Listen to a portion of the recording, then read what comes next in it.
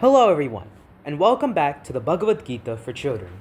Today, we'll be doing Chapter 14, the Yoga of the Differentiation of the Three Modes, or the Gunatriya Vibhaga Yoga, in which Krishna provides us the clues to our different natures. Krishna looked at Arjuna, his eyes shining. Understand this, Partha. Since I am the Supreme Father, I bring the universe to life. Every form of being has a bit of me, so our essence is the same. Your soul is as immortal and free as I am, and can remain unattached to the changing world around you. But your soul is so charmed by the world around you that it chooses to play with it through the senses, the body, the mind, and the intellect.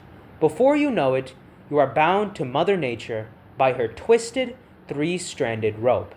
A three-stranded rope? Arjuna frowned. What do you mean, Lord? Know this, my friend, said Krishna. Sattva, goodness, rajas, passion, and tamas, dullness, are the three strands of nature's rope which bind down the soul of these. Sattva, pure and good, can illuminate your soul in its shining light. Rajas springs from desire, wishing for things, dissatisfied with the way things are. Take care, Partha, for Rajas binds your soul tight. Tamas is born of ignorance. It confuses you, makes you negligent. It binds your soul to sleep, dullness, and laziness. The power of goodness makes people constantly hunger for peace and harmony. Passion traps the doers in an unending cycle of wanting something and then acting to get it. Dullness throws the careless and negligent people into a state of ignorance and lethargy.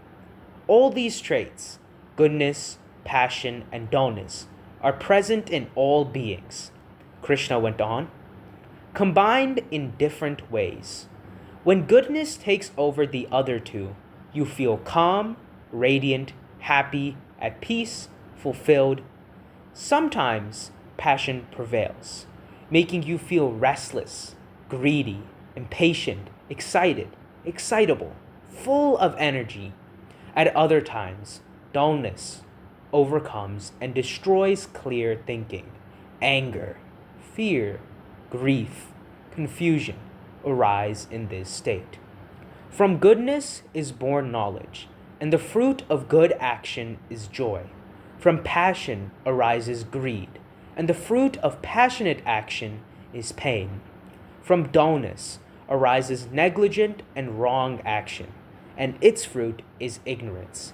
The man who strives to stay in the state of sattva rises to higher rewards, while the man who dwells in rajas remains trapped in the middle regions, and the man who is sunk in tamas goes down to the underworld. Also know this, Partha. He who meets death in a sattvic state of mind goes to the pure worlds of the saints and is born again in a wise and righteous family. He who meets death in a rajasic state is bound to be born again in a family of doers, bonded to action again.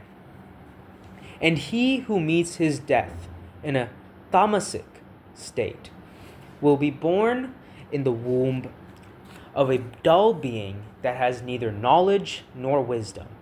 So I must try my best to remain in the state of sattva, mustn't I? Asked Arjuna.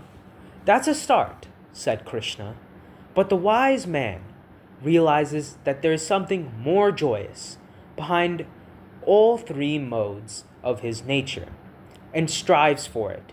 He understands that it is these modes of his nature and not he himself that are the doers of all actions, and thus he is freed from the pain of birth and death and becomes immortal.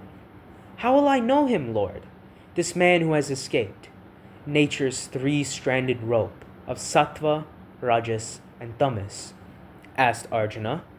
What is his way of life? And the blessed Lord replied, I have told you all this before, but I will again, Partha. This man feels no like or dislike for any of the modes when they are arisen in him.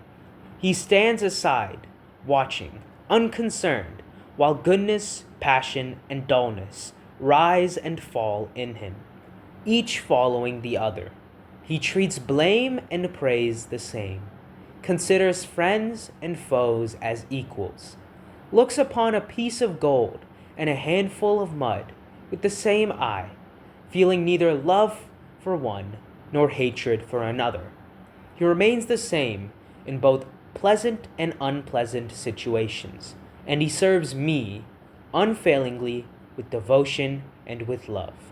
The soul of such a man, Arjuna, becomes one with me, the home of the Supreme Soul, the home of absolute bliss. That is all for today's chapter. Thank you all for listening. Jai Shriman Narayana.